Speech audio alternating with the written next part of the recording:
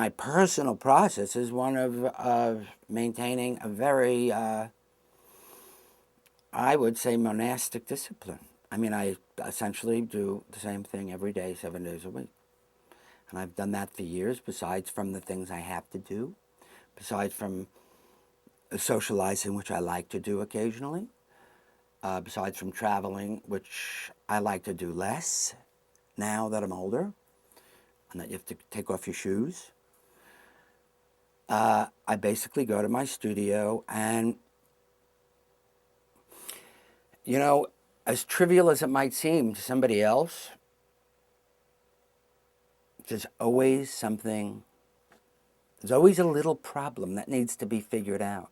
So I feel like my studio is a laboratory, you know, and, you know, there is a sense of alchemy, there is a sense of chemistry, there is a sense of joy, there is a sense of the pleasure that I have in playing with this stuff, paint, the stuff, you know, that I basically understand on some level.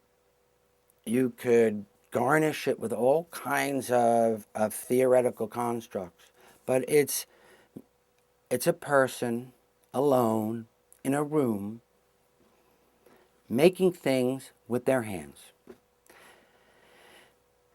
And I like to keep it that simple a lot of days. And when you're making things, and when you have your little cottage industry, there's always something to do. When I go to my studio, I start out by sweeping the floor.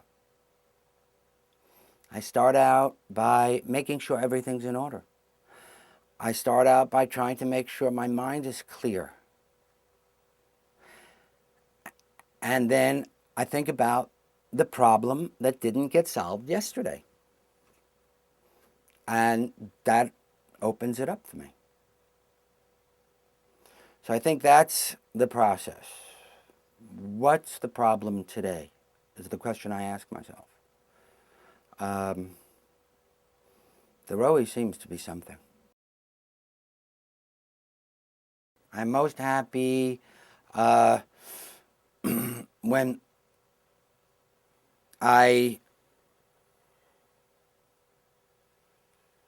am not distracted, when I'm working, when I could go to my studio, when I somehow could live in that presence and the present. And I could do it repetitively, so that you kind of build up esteem. You know, it's like an engine. It's like a percolator, and sometimes it just becomes, you know, it really becomes a kind of a concentration that's so pure that I think is both playful and imaginative and opens up all kinds of new possibilities for me.